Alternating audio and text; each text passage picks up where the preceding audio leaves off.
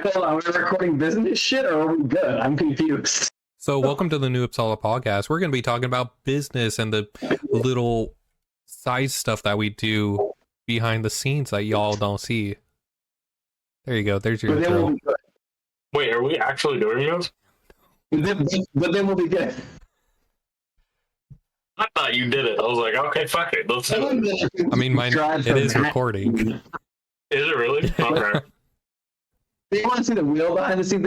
They better fucking donate for that shit. Yeah, so all of us forgot that it was recording day and we didn't come up with a topic. We were going to talk about business, and then Wolf decided we wanted to talk about business and record. Or was that you, Sigvidir? What day is it? Today's the Friday. fact that we can't remember. Hey, we're busy people. Oh, business. We love business. See, I feel like White Wolf right now because my boss came into my office today and was like, hey, you're in charge of these other two places too now. Except for you don't have to travel the state. That's true. It's like down the hall, but still. I just got on the phone with a rodeo committee tearing them a pretty good new asshole because they denied 4 of the apparent 6 people that are there that are my employees. And they said that my employees went to the rodeo. They don't pay for shit at the rodeo. Food, drink, tickets, none of that crap. They just go in, right? And they stop and they say, hey. And they're like, oh, we're with the party. I have to get the proper whatever. Yeah. And they go, no, like, we're not letting you guys in. And like, we can call. And so they call one of my other management team. And he's like, yeah, that's totally fine. And they go, well, you're not high enough. You need to get someone that's more in charge than you to get permission. You call me. And so then it kicks up to me, and I'm miles away, physically and mentally. And I get this phone call, and they're like, my employee's like, hey, they're not letting us in. I'm like, what do you mean? They're like, they're not letting us into the rodeo. I'm like, the fuck they aren't. We make this rodeo happen. We're the biggest sponsor. We put on every event and do this whole thing. We are the reason this exists. Like hell, you're not walking into that rodeo. And they go, oh no, blah blah. I like, just have them call. And they're like, well, they want to. I'm like, just give them my cell phone number, and we'll go from there. And now, 6 employees are now enjoying the rodeo and paying for nothing. It's crazy. So business is a fickle. So you know that I'm looking for a new job. Can I just, work for you and just travel to rodeos? For minimum wage, you can absolutely work for me. For remote work. Oh, remote work. Yeah, I don't do remote work. You figure that out, you let me know, we're buddies. But for minimum wage, yes, you can absolutely work for me. I'll do it. You're not going to like the results. You pay me minimum wage, you're going to get minimum results. Oh, absolutely. Well, let's talk about minimum wage. Where I'm at right now, it is $15.45. Yeah, that's a $10 plus pay decrease. Okay, but like, I joined at $7.25. Well, you're also the age of dinosaurs. Yeah, was it 7.25 gold coins? Like, what the fuck? No, it was silver. 7.25 pence, good sir. That is my monthly wage. The state you live in is $7.25 minimum wage, bro. That's on you. Oh no, I don't give a shit. I'm not a minimum wage worker. Fuck off. I have skills. Me neither. I'm just saying, like, I made myself marketable and gained skills to not be a minimum wage worker. I don't understand what the fuck the problem is. But then you got the baby weight, you couldn't strip as much, now you're back to the government employee. So, fun fact, what? I'm looking at a job for TSA, and it'll be a $20K pay increase. Ooh, that's nice. So, it sounds really bad, but every time I go to the airport to a concert around here and there's bomb sniffing dogs, I'm like, is it here? No. Every time. Thank you. I have to bleep that now. I'm sorry. Is Rain Raven here? Genuinely hosting this shit? Are you fucking kidding me? Yeah. My paramour and I were at a Snoop Dogg concert, and there were bomb sniffing dogs, which was the only security measure, which made us so mad. We thought there would be way more, so we stuffed drugs everywhere. But it was just a bomb sniffing dog, and there was beer vendors in the line, right? Like beer vendors in the line. First of all, they're genius. That's a genius idea. To beer vendor outside of the concert before the concert starts. And I was like watching this people sniff bombs and whatever else, and I'm like, oh my gosh, and Rain Raven's here. We're gonna buy him a fucking beer, and we're gonna share a beer with a bomb sniffing guy. You're like, hey, that was our goal of the Snoop Dogg concert. Unfortunately, you were not there, and there weren't bombs. So that's good. Wait, that's a good thing, I think. No, unfortunately, they're two separate sentences. Unfortunately, you were not there, and also there were no bombs. Unfortunately, there was no bombs. Period. I mean, there were a lot of like Bongs. Yeah. Would you use a bong, a joint, or a pipe when, actively out and about? Oh, I'll show you. So for convenience, just from experience, we don't need a visual representation. And I always talk shit because that's what I do as a living. But like pen, like when people do like vapes, I think that's the gayest thing I've ever seen. But like I use a pen, so I know we're gonna bleep a lot of things. But like I use a pen, just like that. But this, damn it, gets me higher than giraffe balls. So like, oh, it is a lot just of the fun. same. If I fill out this little red sticker right there, look, no one knows the difference. So I just do me. But this in public, edibles. I mean, always. That's just like Skittles. And then you just experience. What are you talking about? It's a what is it? A fruity snack. Oh, fruit snack. Yeah, you just put them in like a kid's. Well, that's the thing. You just buy like kids snack pack. You can buy kids like vitamin packs. Mm-hmm. Put the edibles in there, and people think you're being a good person. Like they're like, oh my gosh, they're taking care of themselves. How can my kid have that? one? No. Yeah. Not that. Like, no, but yeah, no, edibles all the time. They're pretty fun, but they take a long time. That's the difference. Is like edibles take hours sometimes to act. So like you take it and you start like cooking lasagna, and then like by the time it's done, you're like, oh fuck, here we go. But if finish you're that like, lasagna. Yeah, you fucking devour that lasagna. You get 3rd-degree burn because you just like feeding trough that thing. But like whatever. Yeah, how to you fucking shitbags. Yeah. And then so I use the pen for much more immediate results. But with larger results, you go to the bong, which my weed Sherpa in the other room is guiding me through. She showed me that like you take a hit from a bong, it's like basically, I mean, it's exactly what it looks like. You stuff your face down a chimney of weed, and you're like, whoa, I forgot where I am. Yeah, and you do. It's great. Kind of trippy seeing it. Yeah, she's a weird. Yeah, it's aggressive. So, behind the scenes. We're done talking about drugs. We don't know what time it is. We don't know what day it is. Behind the scenes, we're just coming up with ideas and then realizing the idea might have to happen today. Like, but that's really cool. Next talk. It's in 20 minutes. Oh shit. So I have gummy bears. I'm happy. I actually don't know this, but my wolf, I'm getting picked up from your mic. Oh, yeah. There's like in a bar. You can turn it down. Yeah, we'll figure that out. But anyways, Anyway, so I actually don't know this question. How did you guys start New Uppsala? Like, what was the thought process behind it? I know, like, it was the school and everything, make more Gothar proficient and Whose side of the story do you want first?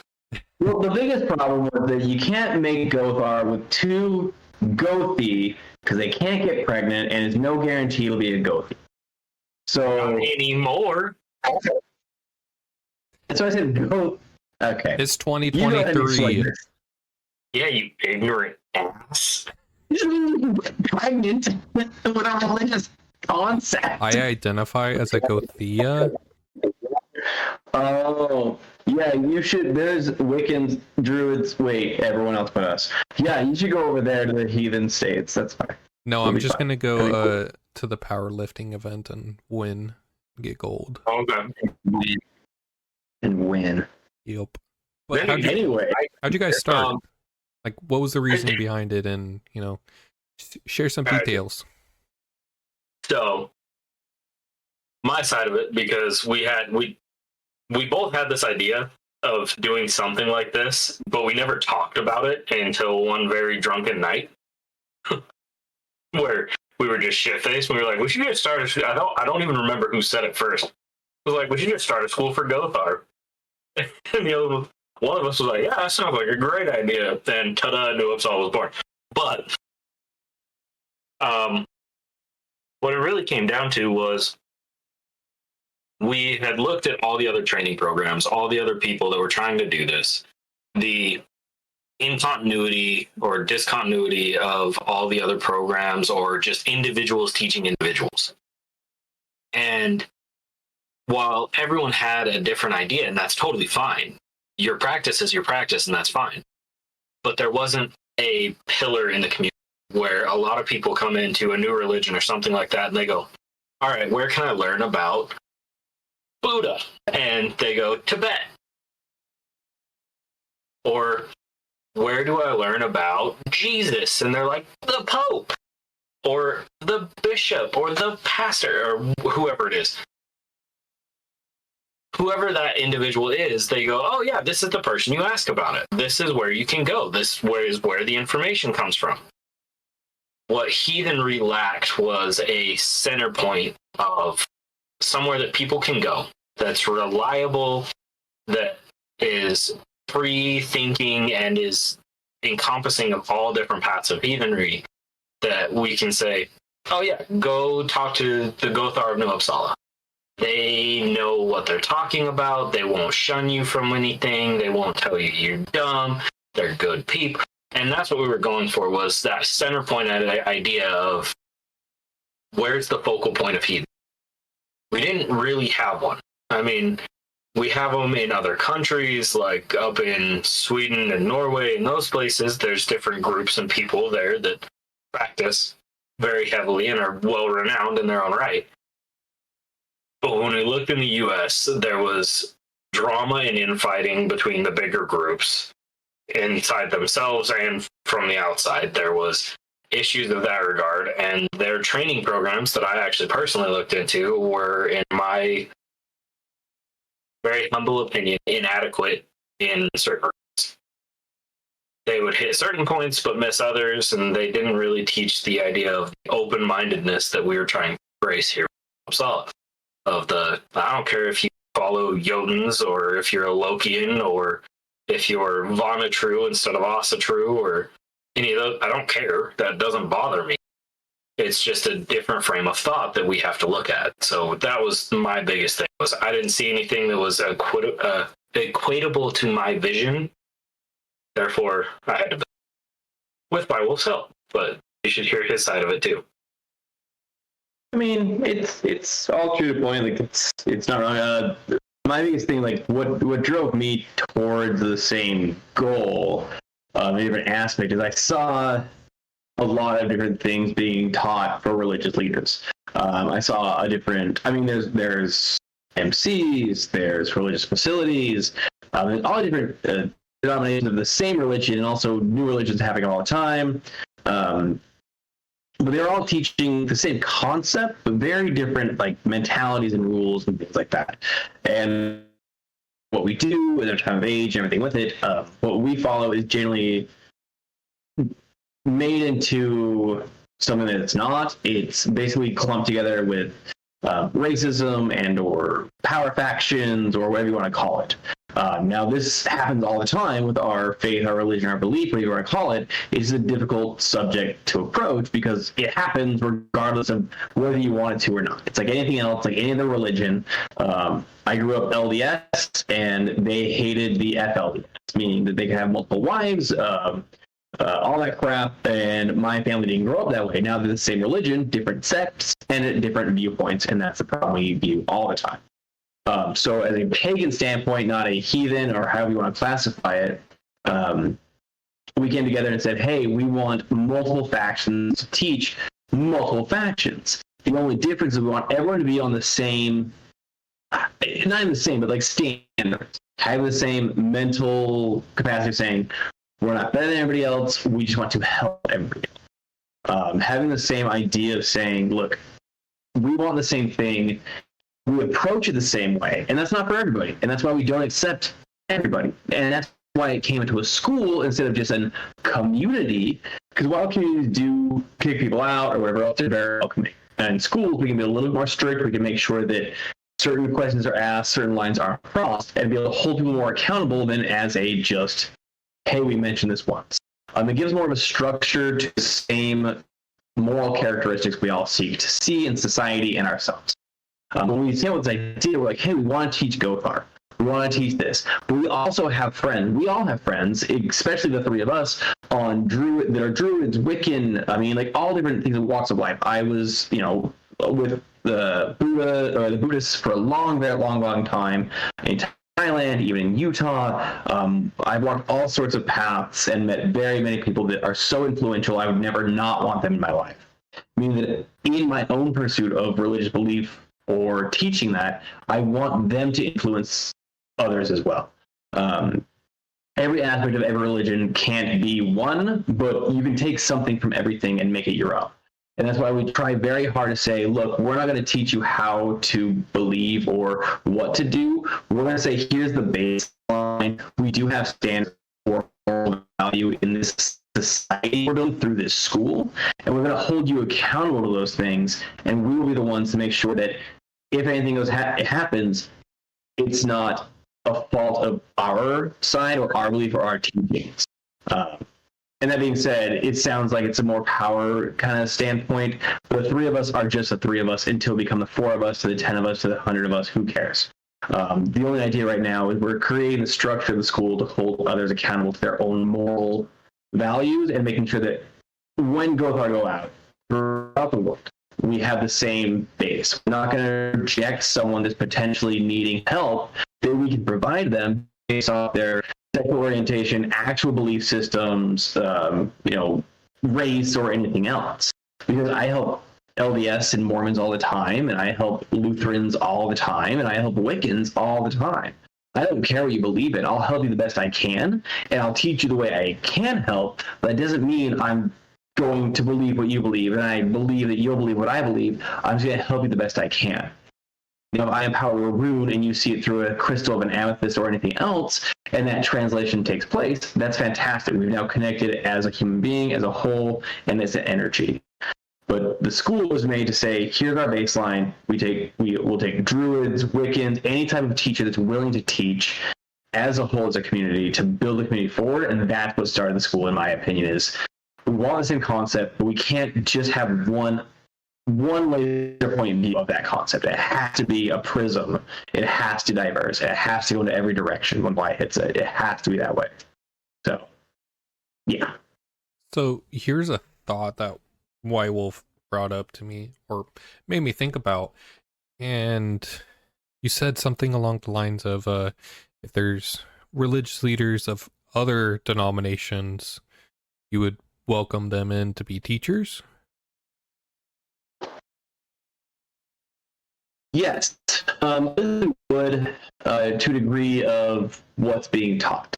Again, it's more of a moralistic value. If it's a belief or even a religious exercise or spiritual exercise that has a negative impact on society as a norm or as a whole, I think it would be something I would exercise a little bit more out than in. Now that can go to a lot of different ways where it comes down to like moral standpoint, but I mean, in my idea, Vanir is different from Aesir, is different from Druid, is different from Wiccan, is different from a Satru.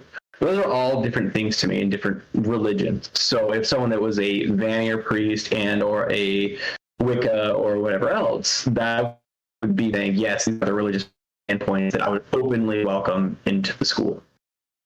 Okay. So another one that I thought of personally with this example is if there was a Buddhist monk that decided to come into New Uppsala and be like, can I teach meditation? I would sit down and shut the fuck up real quick and learn whatever he could teach me personally. I am by no means a master of any of this. Like, I know my shit, sure.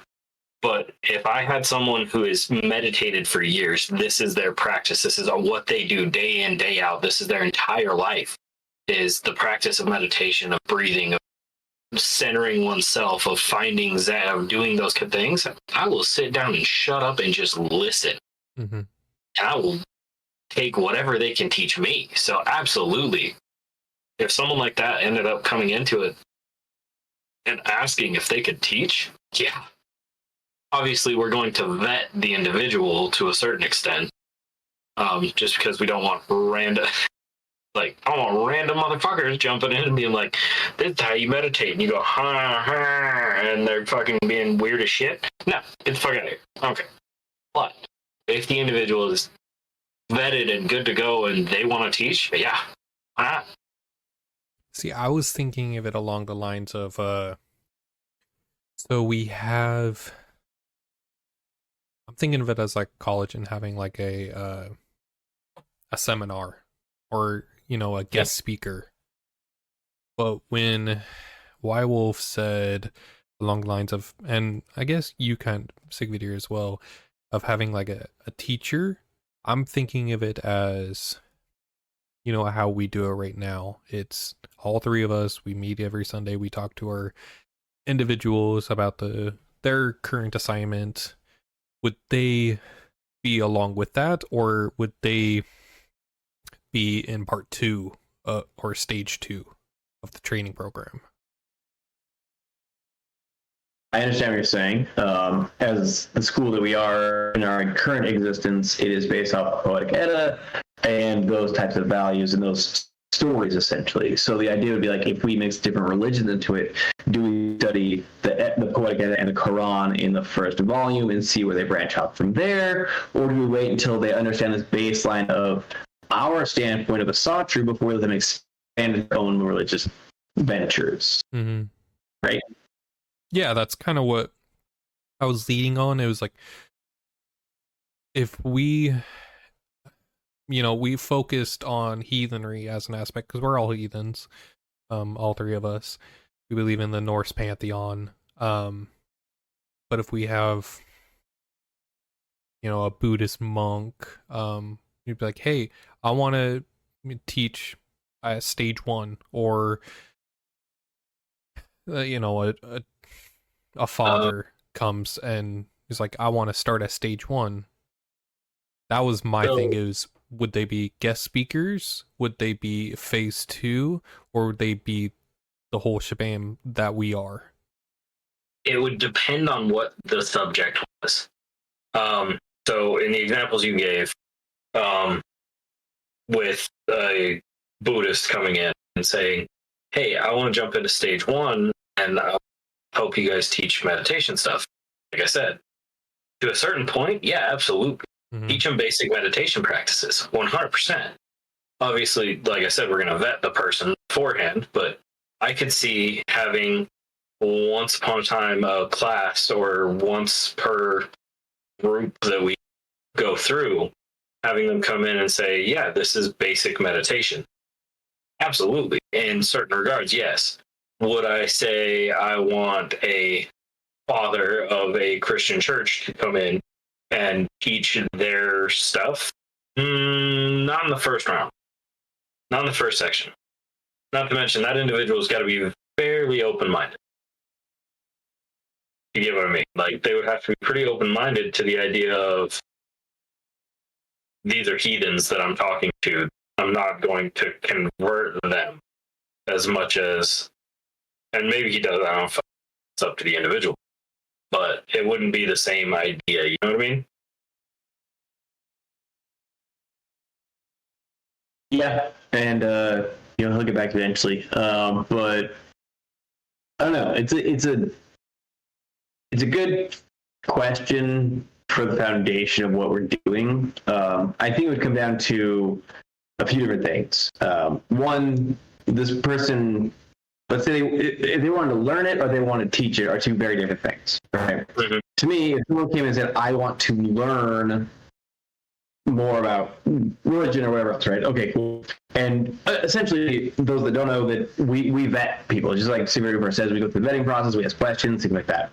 If we come across someone that says, "Hey, I want to learn to be a druid," not like a very specific sect and or practice of this specific heathen state, "I want to be a druid." Okay, well, admittedly, I'm not going to say I'm a druid. Super Duper may not as well. Rain Raven may not as well. However, our goal at that point is to put them in contact with the right person. So if someone came to follow us or came into us to follow a sect and or a discipline that we are unfamiliar with, I wouldn't turn them away, but I would try and guide them to the people outside of our school to find the right teacher. Now, if someone came in and said, "Hey, I want to teach this criteria. I want to include Buddhism or whatever else into your guys' curriculum. What can we do?"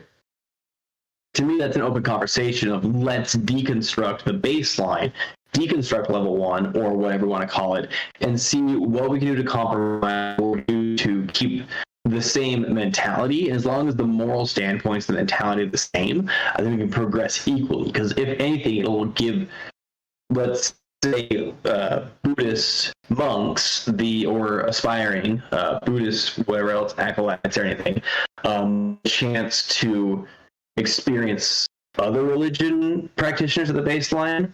Or if we want to say, this will also help our Gothar in the long run help because they're meeting aspiring monks in the same aspect. Raven, I was just really quick recapping. Teacher as opposed to student of the different factions. So if a teacher came in right now and said, "I want to teach Mormonism in your school, I'll be a part of your curriculum," it would come down to a conversation as a teacher. It wouldn't obviously kick off. That wouldn't be any way that we just say, "Yeah, you're in, we're done." But it would be us in the same conversation of how we can plug in their beliefs, their morals, and also keep in line with ours, which in that particular belief, in that particular system, a lot of things would clash, a lot of things will happen. But in others, we would try to find the middle ground. I don't necessarily think what we're trying to do is second tier or above. I think right now is the first level or whatever else. What we do as a school is teach our Satru. We teach the Gothar, we teach these things.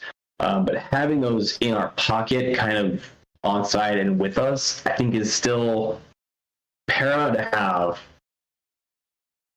And it's hard to describe why. We are a school for Gothar, but I still feel like if someone was a Buddhist monk or anything with it and trained with us, they could then instill themselves as a Gothi, but also as a monk. And it's so hard to describe it out loud. So here's my thought process. I thought of it as they would be contracted individuals to hold seminars and, but they wouldn't be a part of New Uppsala. They would be guest speakers in a sense.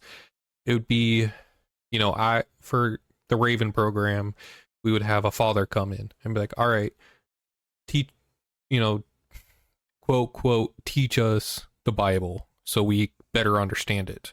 Same thing with Buddhist monks and their practice, Jewish religious leaders and, bishops and all that for Catholicism.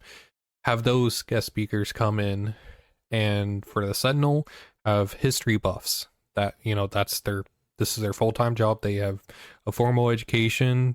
They're endorsed by the Smithsonian, for an example. Be like, "Well, here's some stuff for you." And same thing with the wolf having different magical practitioners, like shaman, witch lady, or witch doctors, magic and magic, no matter where it comes from. That's where I was seeing it, was guest speaker wise. And another way to explain that, I think, is I may know a lot of my own shit from my own experience and everything like that. And I'll use fixing up a house, for example. Yeah, I can do drywall. I'm pretty adept at that. Am I going to rewire a fucking house? Nope. But I know somebody that can. So having them teach me and possibly teach students that same thing, it would be a similar idea there of, am I as qualified or practiced in meditation as a Buddhist monk would be? No, arguably I'm not. I'm just tell the truth right there. I'm not. But if I knew someone that was qualified in that particular area, having them come in for 1 week, one learning session, one seminar, or something like that, yeah, let them teach that. They're experts in their field. That would be where I have no issue bringing somebody in and saying, and with my practice with magic specifically, I don't deal with crystals that much. If I knew someone, and arguably I do know someone, but say I knew somebody that was super in-depth, in-key with the whole crystals thing, they're professionals and experts in their area, yeah, because I personally don't know that. But it could become important to my students to know something. So yeah, I personally don't have an issue with the idea of bringing in an outside expert for a one-off class type thing. And I know we've talked about this in the past, but I don't see an issue with that so much because they're experts in their field. I'm missing a piece. Cool. I know a little bit. I know some. I could probably teach some of it. But am I going to be at the same level as the person that's been practicing in that way for the last 20 years? Not even close. That's where I would be at. So if they came to us, let's say PhD, all that fun stuff, and said, I want to be a part of your school. I want to help teach the curriculum or whatever else. Now, there's not a wrong answer because I'm still piecing it together. You guys would rather be like, okay, we teach this particular, like this is our bread and butter. It's Gothar. That's what we teach. Now you can be and I keep thinking the word annex, like a portable inside the school.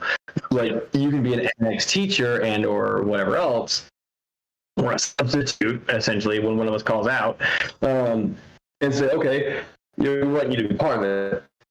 We can't have you teach the main study course. It would be, or the main curriculum. It would be a finite study.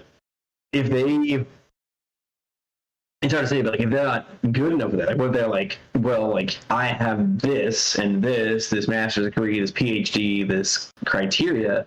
What if, what if they didn't think that was enough? Are we willing to turn a blind eye to that, and or do we leave it up to them on their moral standpoint, if they're going to turn it, or like what? At what point are we saying, okay, whatever, fuck you, or are we saying we can implement it into our curriculum?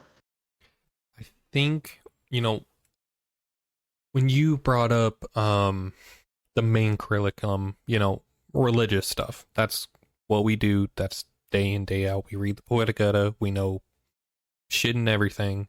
And we continuously learn stuff from our students to each other as well. But if Jackson Crawford came and was like, hey, I want to help out New Uppsala. I'm not a believer, but I know my damn shit when it comes to linguistics, so I can help you with Old Norse and stuff like that. I see that would build up main portion, so they would be a part of phase 1, but they wouldn't be, it would be an additive, it would be an elective.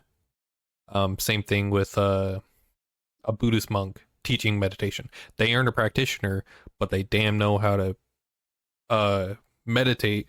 So they would learn how to meditate, but we would tailor the meditation to Norse pantheon specific.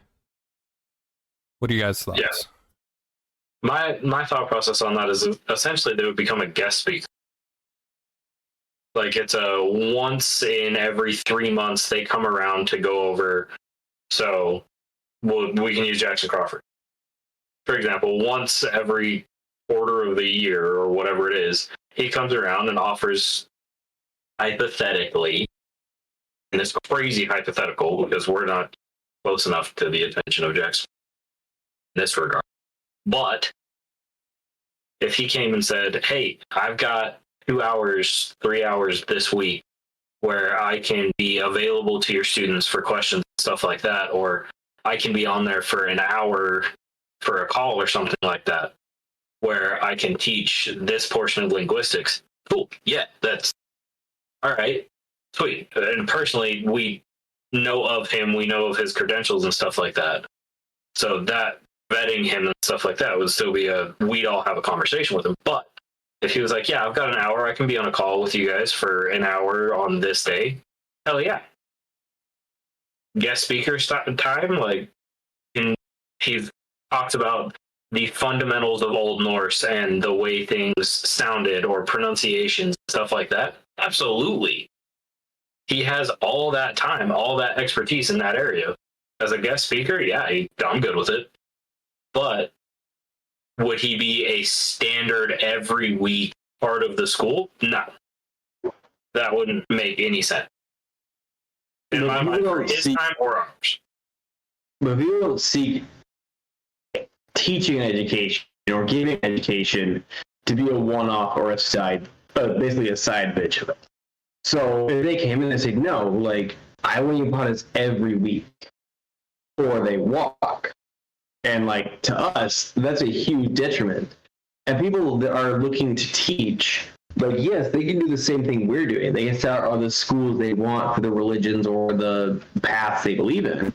But if we're trying to accommodate and we're saying, no, only one time a quarter, it doesn't matter if what their fame is or anything like that, we're now essentially denying someone the want to teach what they want to teach that could help ours, and we might be losing that because we're saying, no, we'll only need a guest speaker. Well, they're going to find the next body of religion that will take them on as a whole. And if that becomes a white supremacist group and or some sort of religious faction to extremism, and they fall to that prey, then our students don't learn and they grow in numbers. So, like, what if Jackson Crawford just said, no, I want to be part of it every week, and not using his fame to it, but also being like, I'm Jackson fucking Crawford, I want to boost your numbers better than you can. Every week, I want it on it. Are we saying, and the way I pictured it at the end, we're kind of talking, or while you were talking, is that we have them as the kind of silent party to observe, and if we ask, like, they will be present, but only discretionary by us talking to them, being a leadership group, saying, what do you think of this? What do you think of this? What do you think of this? Now, if we did that, would that still make them a part of the original, like, essentially staff or community or teaching foundation, or is that still a one-off, even though we're using them multiple times? So, like, what's in it for them if we just say you're a one-off? And here's my thing, and this may just be me being who I am. If they say, no, I want in all the time, cool, you better be a fucking Gothar. That has been our standard for teachers, or not even teachers, of being a leader in this school. That has been our rule from day one. If you want to step into a leadership position, if you want to be in the school to the point that we are right now, you're an oath-sworn Gothar. If Jackson Crawford came down and said, hey, I want to be an oath-sworn Gothar, maybe he takes a position as a full-time teacher in that regard. But without that, he wouldn't be the head of an order. He wouldn't be the head of an order. He wouldn't be in a constant teaching status. In my mind, that's not how that shit works. We are creating this school for Gothar, to be Gothar, to train Gothar.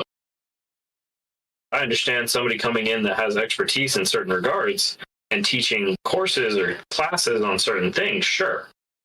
But to be a leader in the school and be on every call and devote your time and energy to it, one, I don't see someone of that status taking this on from that regard, because we don't necessarily get paid from this. Not in that regard, at least not right now. In the future, maybe that's a thing, but You guys aren't getting paid for this? no. Oh, shit. You should talk to your agent. Yeah. You're the agent, motherfucker. Wait, no, I have access to the account. I'm the one that holds the account. Technically, I have a portion. I have a portion of the account. Definitely not, because I'm the agent and I'm making the money and y'all aren't doing shit. So what? Cool. So, all right, Jackson Crawford. Using him as an example, I would see him as an advantageous full-time, not in the view of a religious leader. He would be on the calls, and when it comes to stories, he can give the history behind the story. We can give the spiritual sense. And in a sense, this kind of goes into White Wolf's territory, and it would go like history and like linguistics and everything like that. But no, he wouldn't give religious aspect. It would be more historical. It would be what his YouTube videos are, essentially. That's Right. how I see it. But at the same time, he doesn't have to be here for the novitia calls. In a sense, he could do his own, and it would be like an elective. All right, Jack Crawford, we have him on retainer. If you want him, you can, learn from him linguistically. And this could be in phase 1 or phase 2 or whatever. Same thing with a Buddhist monk. If a Buddhist monk came in and was like, hey, I want to, elevate your program on meditation and mindfulness, and all their techniques that they've learned over the 20 years that they've been doing it nonstop. I would feel ignorant, being like, hey, you can only do this part-time. It's not, yes, New Uppsala is a school for the Gothar, but in those two sense, it's elevating their knowledge base as Gothar. Having a Christian, father, that would be retainer for the Raven. Same thing with a shaman. That would be a contract. Same thing with a PhD teacher on like history. Jackson Crawford's different because his is more Norwegian based, and I see that it's like that's what he focuses on.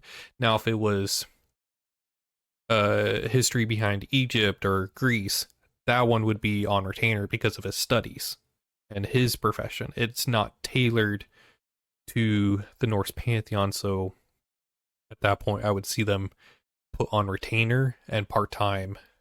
Yeah. I guess what my concern is with the whole being full-time, Yeah, inside everything all around, is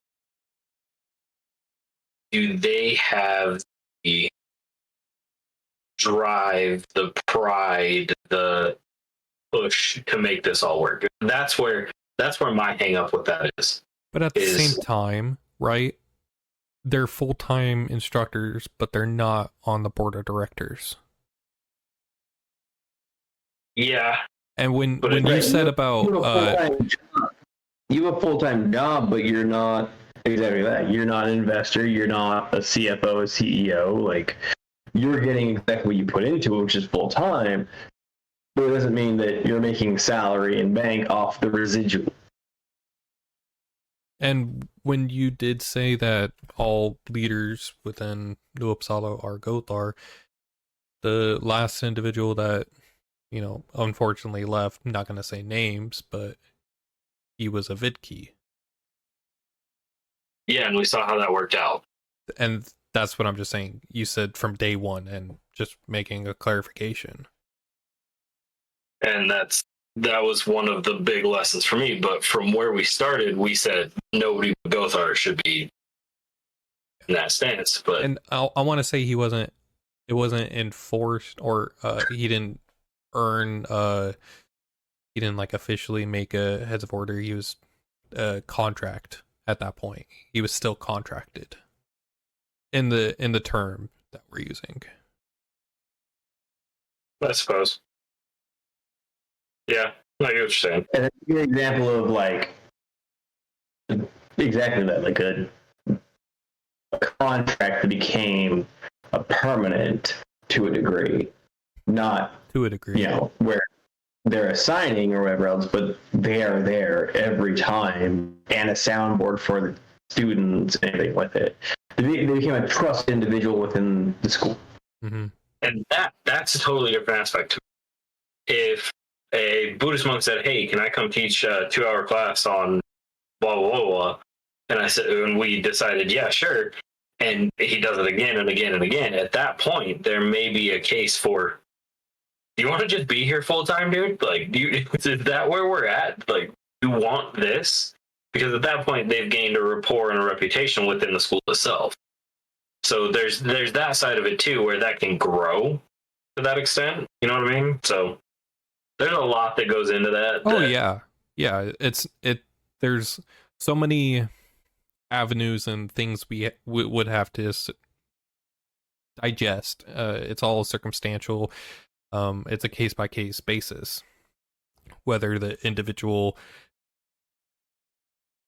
does the thing time and time again, or if their credentials are just off the charts, and they're like, and at this point they're like, hey, I have all this shit, all these credentials, would you hire me full time?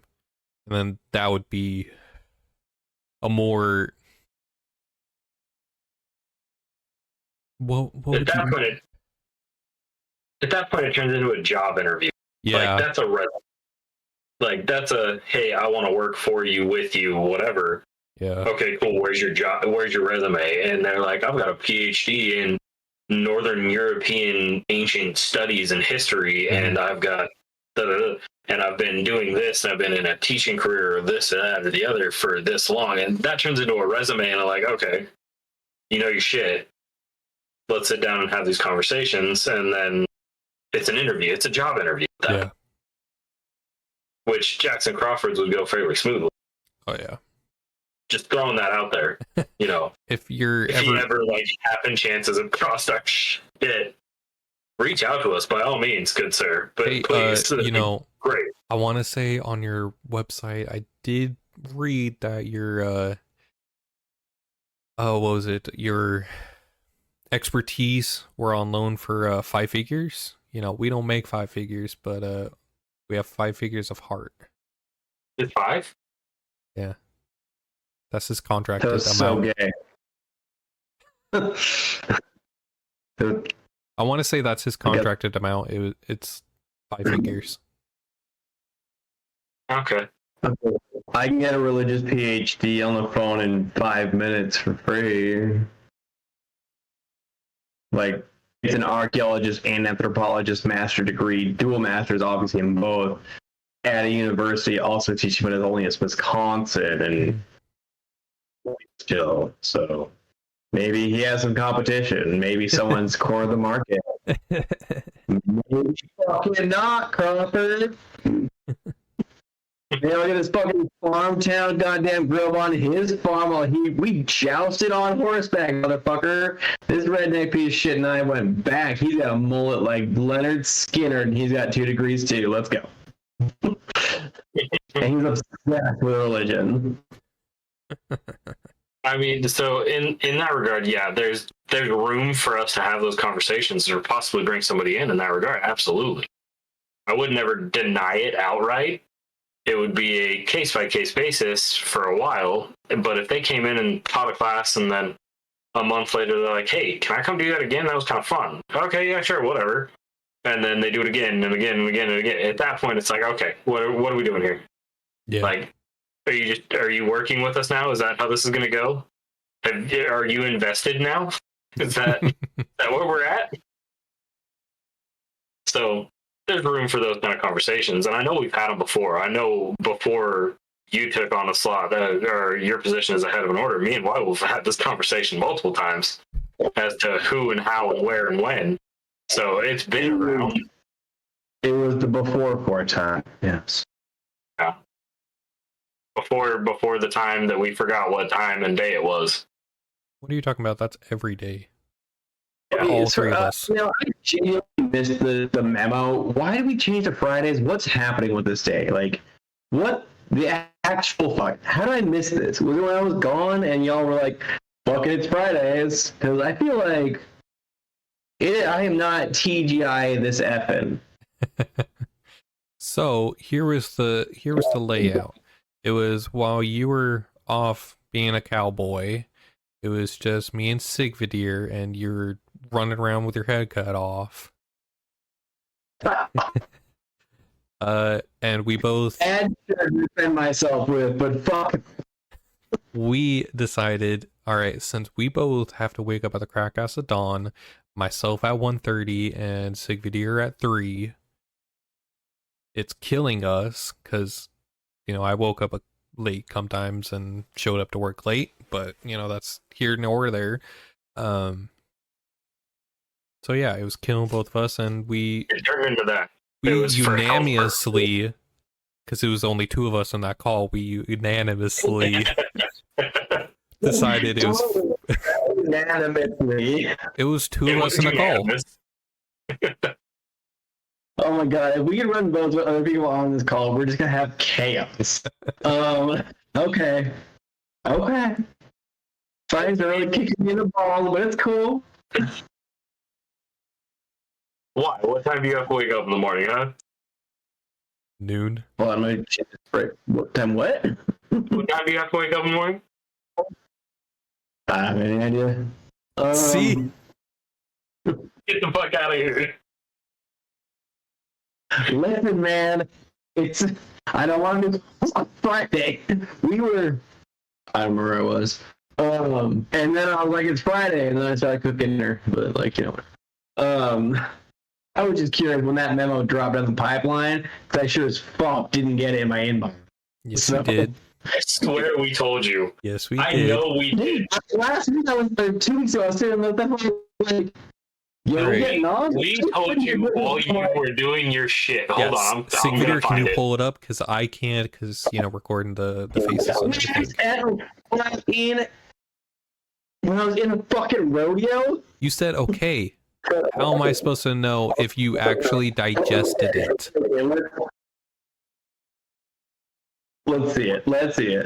What days were you, the 19th through the 1st was the rodeo, and then it was to like the 7th of July? August. 19th of July until like the 7th of August.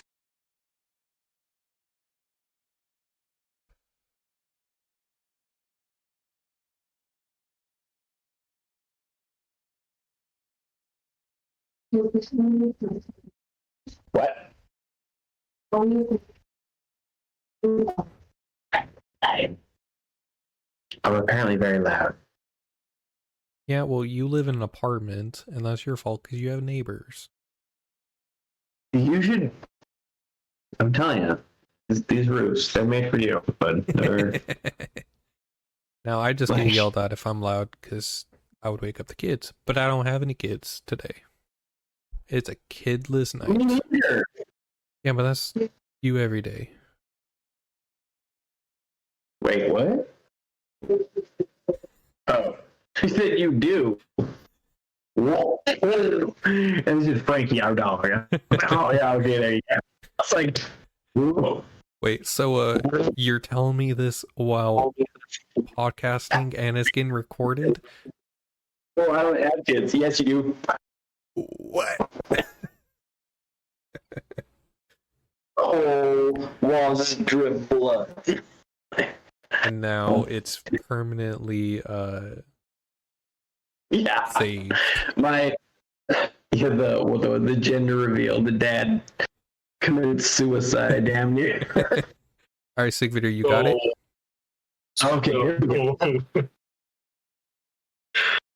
I'm gonna put my foot in my mouth right now because we never stated shit. We just did it. I swore Fucking we hate you did. guys. I swore we did. No, we did it. We did it. I just read through everything from 19 to now. I thought it was. Can you just get like a 2 weeks worth of script and find nothing? Well, I will say, White Wolf, I did tell you when we were talking. I do recall, yes, we talked. When the fuck was that? I don't know, I have to go through my chat logs, but I can't right now. This changed, and I was right. Huh? I No, so if memory serves me correct, we were gonna do it Tuesday. You were iffy because you were being a cowboy, and then I sent, all right, we'll just try to do it tomorrow, if not Friday. Right? I remember, we do that. I remember postponing it for the day because you guys both work early in the morning. Yes. So, where do you want to take it from there with that conversation? We did in fact go through that, but we never stated that we had permanently changed the time that we record these to Friday. But he does have an alarm that says podcast on Fridays. I do know every fucking Tuesday at 6 p.m. for me it goes off. That's why 2 weeks ago I sat alone going like this. So, or no, I am not getting recorded. I don't have an alarm. You don't. Yeah, I don't. Did you send like an alarm? You said you did. You said you did. On Tuesday. No, check your phone because you said your alarm went off today when you were making lasagna. That's not because, now I've adapted to it. That's because I didn't know what day it was. I'm just arguing the fact that we originally changed it and I had no fucking clue. I told you. Fucking bullshit. No. You also said it in chat according to what you just were proven wrong about. Okay. You know, what's my track history behind what I've Not actually... good. Right now, all right, through the whole time we've known each other for the 2 years, just about. You said my mother's a national treasure with Betty White. Now I know you're wrong. That's fact. She's almost at the level of the queen. Oh God, she thinks she's a queen, but she ain't at that level yet. Don't tell her that. Well, I'll probably never see her again other than at the wedding. That's because you went to the farm the third day and fuck you with that wedding shit. He finally got onto it. Shut up. We're gathered here today. Dear. All right. Alright. Anyways, there's your guys' inside look to us doing our normal business stuff and having the conversations that we have offline that most people don't ever see. Which is funny because it sound obviously there is a certain degree of us realizing we're being recorded and talking about. We're talking about the same shit. It's in the same spectrum of broad knowledge and also simple realizations. We really do actually do the in-depth and also the simplicity at the same time. Now, obviously, when we're doing this stuff, we're being recorded because we can see ourselves talking. We're just talking and shooting the shit.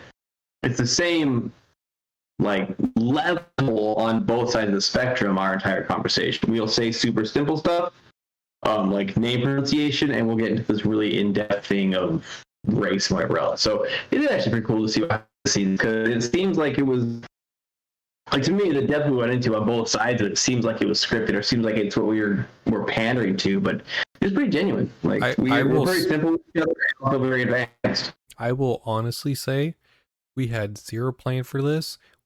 one of them jokingly said, "Let's talk business," and then record it. And then I hit record. That's how this went. And then we just ran with it. Also, none of our shit is ever scripted. We just have a topic. Yeah, that's true. We don't script anything. But we haven't had a topic for a planned topic more than... The last one was a planned topic, and I will fight you. The last two were planned topics. What was it written down? Did we... Yes. Did we write it down? Yes, we did. I just read through that chat log. So, the last one was offering, and the one before that was Frith. Yep. So we wrote down those two. Yep. Okay, did we write one down for magic? Yes, we talked about that. Philgia. I wrote down that one. You did. So, bullshit, we don't write them down. Okay. That's 4. Okay, is it a couple days prior, or is it, It's normally the night of, but at least when Tell you what, I can give us one. Okay. Tomorrow is Freyfaxy. Okay. Oh. I like it. After the Right. fact. So next week is pounce on a lot of heathens this year. Next week, let's talk about not our Freyfaxy if we want to, but Freyfaxy as a whole. Now, a lot of times we want to see it beforehand, one of those things to prepare people for. We probably should have. That would have been a way smarter idea, but we are here now. So let's talk about post Freyfaxy, and next week we'll talk about how we celebrated it, how you would celebrate it ideally, or what it even means entirely. So Freyfaxy is a huge one for me and my family. Bunch of cowboys. And it still pounced on me like 2 days ago when I was like, oh shit, that soon? So that's fine. Yeah. So no judgments, but let's talk about Freyfaxy next week. All right. I like it. But On Friday? As on Friday at our normal time. The time has not changed, just the day. Cool. He's about to write it up, aren't you? I'm just... so off. But we appreciate y'all coming over here and listening to us week in, week out. We're going back on schedule. We're not taking a month off break because work's been crazy. I know I was enjoying the week off or the month off, but come on, pitter patter, it's time to go right back to work. All over September, I'm going to be traveling. You're going to catch some crazy backdrops. This is going to be moving in. You're going to get some crazy backdrops. And if you want to see White Wolf's backdrop as well as mine and Sigvidir's, you can subscribe to our Patreon at patreon.com/New Uppsala Podcast and see us visually from there. We appreciate the contributions. It keeps us going and paying for the licenses that we have to subscribe to every year at a discount to keep this going for you. And yes, it's a shorter episode. It's our shortest episode to date, but it was also last minute, and we just wanted to make sure you get a good hour from us. Did you guys hear about the Energizer Bunny that got arrested? No, but I've heard about a raccoon that slept in a trash can in Thailand. I mean, I heard about a species of individuals cleaning the ocean. Nice. Well, the Energizer Bunny was charged with a battery. All right, the raccoon? Yeah, I like the raccoon better. It was fucking hilarious. Y'all are jackasses. Okay, White Wolf, who cleans the ocean?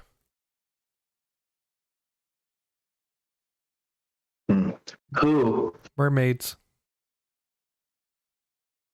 Hey, why is it illegal to give cows round hay bales? Because they don't get a square meal. I was going to say something about a square. Do you know what the mermaids use? You say sponges, I swear to God. No, they use Tide. Yeah, that's so much worse. Did you hear that Scarecrow won the Nobel Peace Prize? He doesn't have a brain? Yeah, he was outstanding in his field. And we appreciate and hope you enjoyed those horrible dad jokes. See y'all in the next one where we talk about the post-Freyfaxy. When did the joke become a dad joke? What? When it becomes apparent.